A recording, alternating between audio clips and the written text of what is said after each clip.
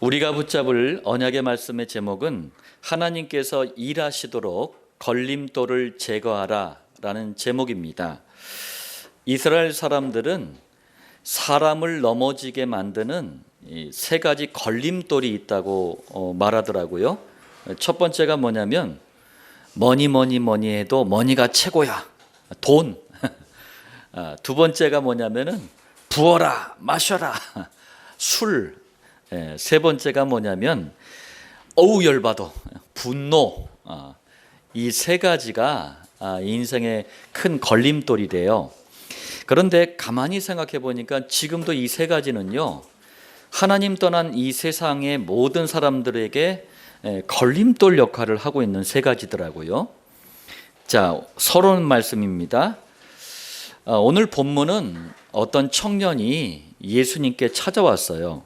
예수님과 이제 대화를 하는데, 이 대화를 통해서 누구나 쉽게 걸려 있고 걸릴 수밖에 없는 신앙과 인생의 세 가지 걸림돌에 대해서 말씀하고 있습니다.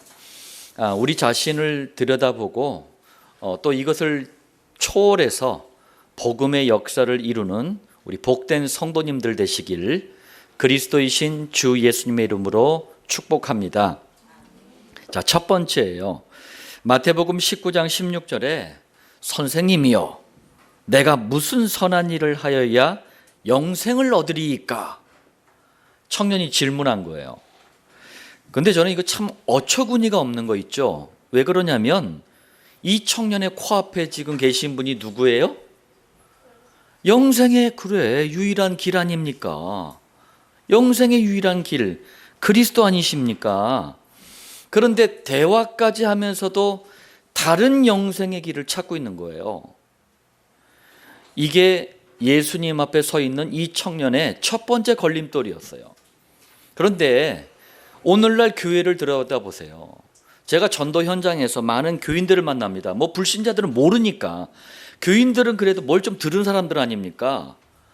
복음을 얘기하는데, 영생의 길을 얘기하는데 자꾸 다른 걸 얘기를 해달래. 이게 지금 똑같은 걸림돌인 거예요. 전도 현장에서 만나는 대부분의 교인들이요, 영원한 생명을 얻는 길, 이 영생의 길, 구원의 길을 자꾸 행위에서 찾으려고 그래요. 여러분들, 왜 자꾸 선한 일, 곧 선행을 통해서 인간은 구원받을 수 있어라고 착각을 합니까? 물론 복음에 무지하기 때문이에요. 교회를 다녀도 복음에 무지한 사람 많다니까요. 또 다른 이유는 뭐냐면 선행이 얼마나 아름다운 일입니까? 아니, 선한 일이 칭찬받아 마땅한 일이잖아요. 그러니까 자꾸 착각을 하는 거예요. 심지어는요, 영생의 길, 구원의 길은 선행으로, 행위로 얻는 거다, 이렇게 행위 구원을 주장하면서 재미를 본 흑암 종교 단체가 있어요. 그게 로마 종교인 천주교입니다. 그루터기들로 알려나 모르겠는데 한번 알아맞혀 봐요. 노벨 평화상을 받았어요. 그리고 천주교에서는 성녀가 여자 성인을 성녀라 그래요. 천주교에서 성녀라고 추앙을 받고 있고, 우리 그루터기들도 보더라고요. Y 책 있잖아요. 그 피플에 나와 있는, 소개되어 있는 여성이에요. 누구냐면 테레사 수녀예요. 테레사 수녀가 믿었어. 천주교 교리대로 행위로 구원받는 거야, 믿었던 거예요. 그래가지고 막 선행을 하고 봉사를 하고 막 어려운 나라 가서 막 아이들 돌보고 그랬거든요. 그런데 이게 아닌 거야. 테레사 수녀가 쓴 일기에 보면은 뭐라고 고백을 해놨냐? 아무리 봉사를 하고 선행을 하고 사랑을 베풀어도 내 마음은 지옥이다. 하나님은 안 계시다. 일기에다 그렇게 썼다니까요. 구원의 확신이 안 생기는 게 당연한 거예요. 인간은 행위로 구원받을 수 없다니까요. 비록 해답을 못 얻고 죽었지만 잘 본 거예요. 자, 그런데 더 큰 문제는 성경적인 해답을 누가 말해줘야 돼요? 신학자가, 목사들이 말해줘야 되잖아요. 그런데 요즘은요, 신학자 목사들마저도 행위 구원을 말해. 여러분들, 행위로 구원받는다면 굳이 예수 믿을 필요 없다니까요. 예수 믿을 이유가 없잖아요. 그냥 똑바로 살다가 착하게 살다가 죽으면 되지. 분명히 말합니다. 이 땅에서 영생, 구원을 줄 수 있는 선행은 없어요. 다시 말하자면 원죄 사단 지옥이라는 이 본질적인 저주 문제를 해결할 수 있는 선행은 없습니다. 또 두 번째예요. 19장 17절에 네가 생명에 들어가려면 계명들을 지키라. 엉뚱한 얘기를 하고 있는 청년 앞에 예수님은 이 말씀을 하신 거예요. 이게 무슨 얘기냐? 영생의 길, 구원의 길이 지금 청년이 막 헷갈리고 있는 거예요. 그런데 여기에다 대고 예수님이 계명이라는 게 다른 말로 율법이에요. 이걸 또 다른 말로 구약 성경 39권을 말하는 거예요. 이걸 말하면서 야, 구약 성경 39권에 있는 말씀 다 지켜! 이런 거예요. 아니, 예수님 한술 더 뜨시네? 이건 불가능한 요구입니다. 여러분들, 인간은 절대로 하나님의 말씀을 다 지킬 수가 없다니까요. 그런데도 계명을 다 지키래. 왜 이렇게 말씀하셨을까요? 물론 지킬 수도 없지만 이런 행위 가지고는 안 된다는 것을 거꾸로 강조하신 거예요. 야, 다 지켜봐. 되냐? 안 되지. 그거 강조하시는 거예요. 자, 그런데도 예수님의 말씀의 의도를 못 깨달아 청년이. 그래가지고 우습게도 이번에 아주 잘난 척을 해. 19장 18절이에요. 어느 계명이 오니까. 이게 무슨 말인지 아시겠어요? 자신 있다는 얘기예요. 자신 있다. 나름대로 다 지키고 살았다는 자신감이에요. 자신감. 예수님이 참 기가 차졌을 거예요. 그런데도 이런 청년에게 십계명 중에 일부를 말씀합니다. 거의 우리 아까 교독을 했잖아요. 뭐 살인하지 말라, 뭐 간음하지 말라, 뭐 하면서 몇 가지를 얘기하셔요. 물론 여러분들 기억하십시오. 우리 출애굽기 때 십계명 말씀드렸잖아요.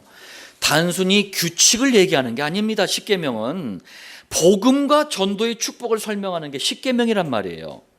여하튼 이 청년은 곧바로 이 말씀에 대해서 뭐라고 답변하느냐? 20절이에요.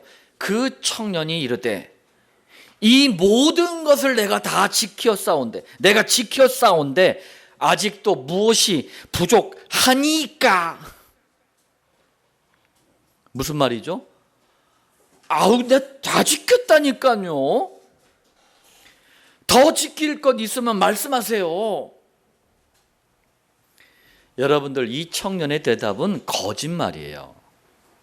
왜 그러냐면 하나님의 말씀을 다 지키고 살 수 있는 사람은 이 땅에 단 한 명도 없어요.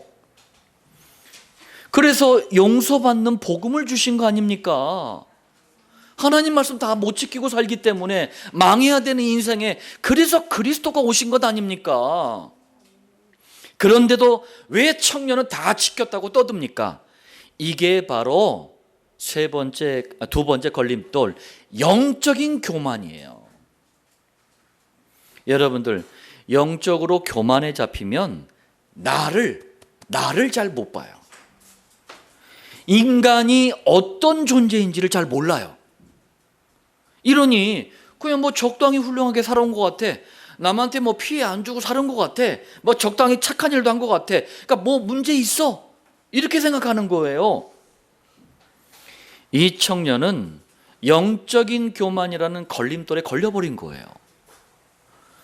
여러분들, 진짜 복음의 사람은 날마다 이런 고백을 합니다. 행위 가지고 안 되는구나. 그리스도가 아니면 안 되는구나. 나는 그리스도가 필요한 인생이구나. 이걸 겸손이라 그래요. 영적인 겸손이라는 게 이런 걸 얘기하는 거예요. 그러나 영적인 교만이라는 걸림돌에 걸리잖아요. 이 고백이 안 나와요. 세 번째입니다. 자, 걸림돌에 이렇게 걸려 못 깨달으니까 그 청년을 너무나 잘 아시는, 모든 것을 아시는 전지전능하신 예수님께서 이런 말씀을 하셔요. 21절, 네가 온전하고자 할진대. 자, 이게 무슨 말씀이냐면, 그래, 너는 네 행위로 온전해지는 줄 아는구나. 선행이 영생의 길, 구원의 길인 줄 아는구나. 그 말씀이에요. 자, 그래서 그렇다면 가서 네 소유를 팔아 가난한 자들에게 주라. 이게 무슨 말씀이냐면요, 가난한 사람들에게 네가 가진 거 그거 팔아서 나눠주면 얼마나 아름다운 선행이니 한번 해봐. 아니, 하도 막 잘난 척을 하니까 예수님께서 이 청년의 모든 것을 아시잖아요. 뭘 말씀하시는 겁니까? 걸림돌 하나를 더 얘기하시는 거예요. 22절, 그 청년이 재물이 많음으로 이 말씀을 듣고 근심하며 가니라. 여러분들, 행위구원, 영적인 교만, 여기에 딱 걸리면 나를 못 본다니까요. 그러면서 내가 완벽한 줄 알아. 그런데 이 청년은 그것뿐만 아니라 하나 걸림돌이 더 있었던 거예요. 재물, 돈, 여기까지 걸려 있었던 거예요. 여러분들, 정리하자면 걸림돌에 걸려 있잖아요. 그러면 허상만 자꾸 봐. 허상이라는 게 뭐예요? 실제가 아닌 거예요. 눈에 보이는 게 다 여러분들 실제가 아닙니다. 허상만 봐. 또 당장에 필요한 것만 자꾸 봐. 내가 뭐 지금 돈이 필요해, 뭐가 필요해. 육신적인 것에만 반응을 합니다. 영적인 부분에 대해서 반응을 못해. 그러면서도 망하는 길에 서 있는 줄도 몰라요. 이런 인생에는 하나님께서 일하시지 않습니다. 사단만 계속 역사하는 거예요. 오늘 말씀을 받는 모든 성도님들, 하나님께서 우리에게 마음껏 일하시도록 모든 걸림돌을 제거하는 응답이 있길 바랍니다. 자, 본론 첫 번째입니다. 하나님께서 일하시도록 가장 먼저 여러분들 대표적인 신앙의 걸림돌 세 가지가 있어요. 제가 대표적인 거라 그랬어요. 더 많은데 대표적인 거. 이걸 빨리 제거하시길 바랍니다. 첫 번째, 예수가 그리스도다. 이걸 복음이라 그래요. 이걸 잘 몰라. 관심도 없어. 그러면서 예수님을 마태복음 16장 14절 이렇게 착각하는 걸 종교생활이라 그래요. 종교생활은 신앙의 걸림돌이에요.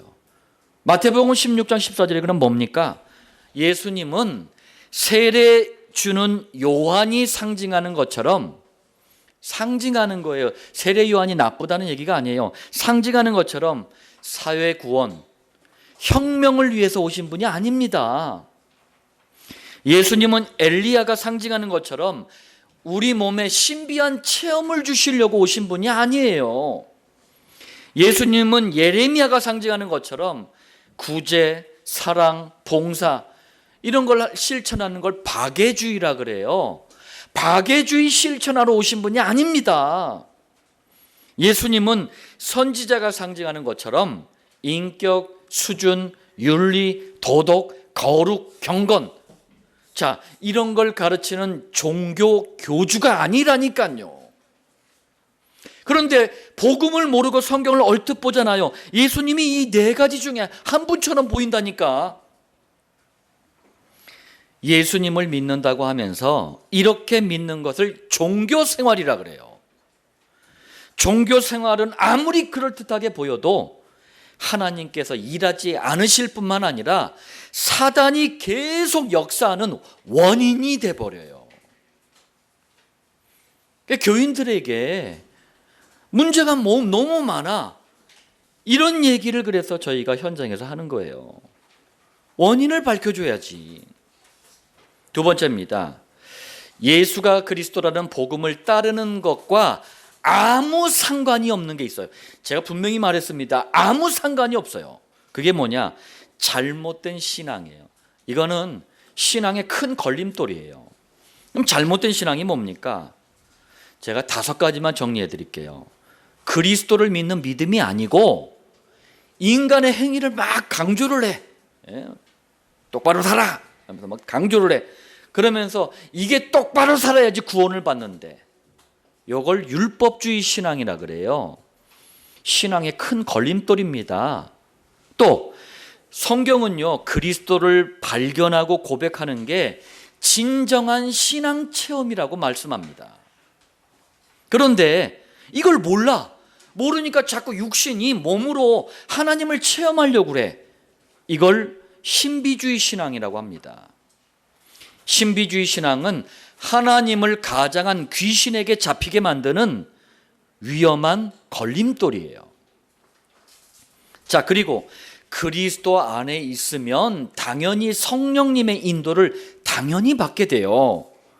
그러나 성령님의 인도를 모르면은요, 결국 내 생각, 내 경험, 내 지식, 내 배경을 따라서 살게 돼요. 이걸 인본주의 신앙이라 그래요. 이것도 신앙의 걸림돌이에요. 자, 그리고 그리스도 이 복음은요, 하나님이 주시는, 자녀들에게 주시는 가짜가 아닌 참된 복, 오직 하나뿐인 유일한 복, 부족함이 없는 완전한 복, 무엇과도 비교할 수 없는 절대적인 복, 이게 그리스도입니다. 이게 복음이에요. 그런데 이것 말고 자꾸 다른 복을 달래. 이걸 기복주의 신앙이라 그래요. 이건 역시 신앙의 큰 걸림돌입니다. 자, 그리스도 복음만이 개인, 사회, 국가, 시대, 세계를 변화시킬 수 있어요. 여러분들 6,000년이 넘는 지구 역사 가운데 진정한 개인의 변화, 진정한 시대의 변화, 누가 했습니까? 복음이 했어요. 세계사를 똑바로 한번 들여다보세요. 그런데 그리스도를 제쳐두고 인간이 만든 사상, 신념, 이념, 이걸 가지고 변화시킬 수 있대. 이걸 사회구원 신앙이라 그래요. 신앙의 걸림돌입니다. 여러분들, 이런 잘못된 신앙을 가지고 있으면 하나님이 일하시지 않아요. 왜? 걸림돌이라니까요. 고상하게 열심히 막 하다가 심지어 어느 날 역에 걸려 있으면 영적 문제까지 찾아와요. 그러다 망하는 겁니다. 세 번째입니다. 엉뚱한 은혜, 틀린 은혜라는 신앙의 걸림돌에서도 벗어나야 돼요. 엉뚱한 은혜, 틀린 은혜라고 했습니다. 자, 뭐냐? 막 인격이 막 높아지고 수준이 막 올라가. 교회를 다니는데 그러고 교회를 다니는데 윤리적이고 도덕적이고 이게 뭔가 막 좀 올라가는 것 같아. 이러면은 은혜 받았다고 착각을 해. 막 마셔라 부어라 하던 인간이 갑자기 술을 끊어. 막 구름 기둥을 막 피우던 인간이 담배를 끊어. 그럼 막 은혜 받았대. 여러분들, 이거는요, 절간에 가도 나옵니다. 성당에 가도 나와요. 이거를 인간의 의라 그래요. 인간의 의는 상식이지 하나님이 주시는 은혜가 아닙니다. 이런 인간의 의를 강조하는 걸 종교적인 은혜라 그래요. 종교적인 은혜는 엉뚱한 은혜, 틀린 은혜입니다. 제가 지금 이해를 잘 하셔야 돼. 마셔라 부어라 막 대강 막 살아라, 그 얘기하는 게 아니에요. 또 대부분 교회 다니는 많은 교인들이 물질, 명예, 성공, 건강, 대학, 결혼, 승진 등등등 이런 육신의 동기를 채우기 위해서 교회에 나와. 그래가지고 예수님도 이용해 먹고 교회도 이용해 먹고 막 이용을 해 먹어. 그러다가 어느 정도 이게 딱 채워지면 은혜 받았대. 이걸 떡의 은혜라고 합니다. 여러분들, 떡이 어떻습니까? 떡은요, 언젠가는 또 배가 고파. 먹어도 언젠가는 또 배가 고파. 뭐예요? 가짜 은혜라는 거예요. 떡의 은혜는 엉뚱한 은혜, 틀린 은혜예요. 자, 또 이게 설교를 듣다가 재밌는 막 얘기를 하니까 막 깔깔깔깔 너무 막 배꼽이 막 여기 막 튀어나왔어. 그래도 웃었어.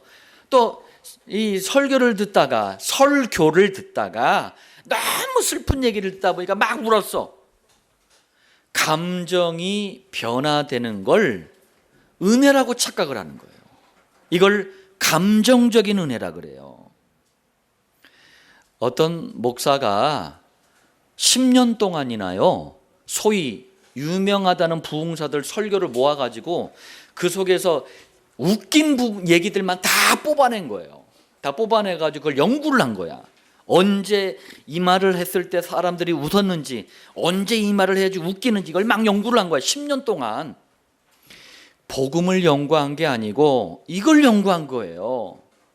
그래가지고 지금은 아주 유명한 부흥사가 돼버렸어. 저도 옛날에 한번 웃어보려고 한번 가봤어. 배꼽이 막 여기까지 나온 줄 알았어. 너무 웃겨서. 그런데 희한하죠. 뭔가 허전한 거예요. 왜? 그리스도가 빠져 있어요. 뭔가 공허한 거예요. 왜? 복음이 빠져 있어요. 그런데 교인들이 막 나오면서 은혜 받았대. 아닙니다. 많이 웃은 거예요. 아닙니다. 많이 울은 거예요. 감정적인 은혜는 엉뚱한 은혜, 틀린 은혜입니다. 그래서 디모데후서 2장 1절에 말씀합니다. 너는 그리스도 예수 안에 있는 은혜 가운데서 강하고, 참된 은혜는 그리스도를 통해서만 오는 거예요. 다른 데로 오는 것은 아무리 그럴듯해도 가짜 은혜입니다. 자, 본론 두 번째예요. 하나님께서 일하시도록 고질적인 영적인 문제. 여러분들 고질적이라는 게 뭔가요? 오래됐는데 고치기가 너무 어려워. 이거 고질적이라 그래요. 고질적인 영적인 문제라는 걸림돌도 빨리 제거해야 돼요. 첫 번째입니다. 그럼 고질적인 영적인 문제가 뭐죠? 창세기 3장에서 다시 말하자면 원죄 사단 지옥이라는 본질적인 저주 문제에서부터 시작된 거예요. 시작이 거기에요. 영적 문제의 시작은 나로부터 시작된 게 아니라니까요. 오래된 문제예요, 이게. 그리고 까마득한 옛날에 사라진 게 아니고 지금도 하나님 떠난 모든 사람이 가지고 있는 문제예요. 또 불신자들은 전혀 모르는 문제입니다. 그러니까 당하는 거예요. 그리고 더 심각한 것은 교회를 다녀도 복음을 모르는 종교 생활에 빠져 있잖아요. 영적 문제가 해결이 안 돼. 아니, 영적 문제를 해결할 수 있는 영적인 기관은 교회밖에 없는데 교회에서 복음을 선포하지 않으면 해결이 안 된다니까요. 이게 또요, 왜 심각하냐면 과학과 의학으로는 진단이 안 나와요. 나는 죽겠는데 진단이 안 나와. 눈에 보이지 않게 숨겨져 있기 때문에 인간의 노력, 인간의 방법으로 치유가 불가능한 문제가 영적인 문제예요. 복음밖에 답이 없습니다, 이건. 그래서 교회는 시대를 리드해 나갈 수가 있는 거예요. 그래서 우리가 이 그리스도라는 해답을 가지면 불신자들을 이끌어갈 수가 있는 거예요. 두 번째입니다. 많은 사람들에게 이미 걸림돌이 되고 있어요, 이 영적인 문제가. 그런데 고질적인 영적인 문제는 종류도요, 다양합니다. 한번 보실래요? 나 자신, 이름이 나 자신이야. 어떤 이름이냐? 우물이 하나 있는데, 이름이 나 자신이야. 이 우물을 누가 팠느냐? 내가 팠어. 내가 막 팠어. 지금도 파고 있어. 근데 이 깊은 우물을 계속 파고 있는데 여기 누가 빠져 있냐? 내가 빠져 있는 거야. 이게 우울증이에요. 영적 문제입니다. 우울증이. 알게 모르게 계속 불안하고 초조하고 막 눌려. 근데 왜 그런지 원인을 몰라. 이런 정신과 마음의 문제, 영적인 문제라니까요. 아니, 심지어 교회를 다니는데도 악몽을, 아니 10년마다 한 번 꾸는 건 괜찮아. 그냥 악몽을 계속 꾸는 거예요. 그리고 가위에 막 눌려. 이 가위 아니다. 가위에 막 눌려. 그리고 이게 귀신이, 심지어는 귀신이 보여. 이상하게 시달리는 현상들도 영적인 문제예요. 제가 전에도 얘기했지만 초등학교 전도를 갔더니요, 우리 초등학교 다니는 아이들이 귀신을 보는 아이들이 많더라니까. 부모들은 그런 아이들을 두고 맞벌이를 하고 막 죽어라 돈을 벌어. 왜? 내 새끼들 좋은 대학 보내야 된대. 그래가지고 그런 아이가 성인이 되니까 미쳐버리는 거예요. 그러니까 우리 아이가 안 그랬는데 군대 가서 그랬대. 우리 아이가 안 그랬는데 결혼해서 그랬대. 아니라니까요. 자, 또 막 살거나 낭비도 안 해요. 오히려 잘 살아보려고 애를 쓰는데 경제를 흑암이 잡고 있는 거예요. 그러니까 이상하게 가난이 계속이 돼. 이것도 영적인 문제예요. 가난이 나쁘다, 부가 좋다는 얘기가 아닙니다. 우리 그리스도의 사람들은 이걸 초월했는 사람들이에요. 가난하든 부하든 영향받지 않아요. 그 얘기가 아니에요 지금. 자, 그리고 모든 일이 귀찮아. 움직이기조차 싫어. 손 발도 까딱하기 싫어. 이걸 무기력이라 그래요. 무기력이 뭐예요? 어떤 일을 감당할 수 있는 힘이 없는 상태를 무기력이라 그래요. 이렇게 무기력에 잡힌 사람들이 너무나 많아요. 영적인 문제입니다. 일을 막 심하게 해가지고 피곤해서 오는 무기력은 괜찮아요. 그건 이제 쉬면 나아지니까. 그런데 특별한 이유 없이 계속되는 무기력, 그게 영적인 문제라니까요. 요즘 청소년, 청년들이 이 무기력이란 문제에 잡혀 있어요. 그래서 집에서 나오지도 않아. 집안에서 계속 게임, 애니메이션 보고 막 인터넷만 하고 있어. 특히 일본에서도 이 문제가 우리 후대들한테 심각합니다. 그래서 이 문제에 걸리는 아이들을 오타쿠라 그래요. 자, 또 같은 문제를 10년 전이나 지금이나 여전히 해결을 못해. 오히려 더 심각하게 떠안고 있어. 이걸 무능력이라 그래요.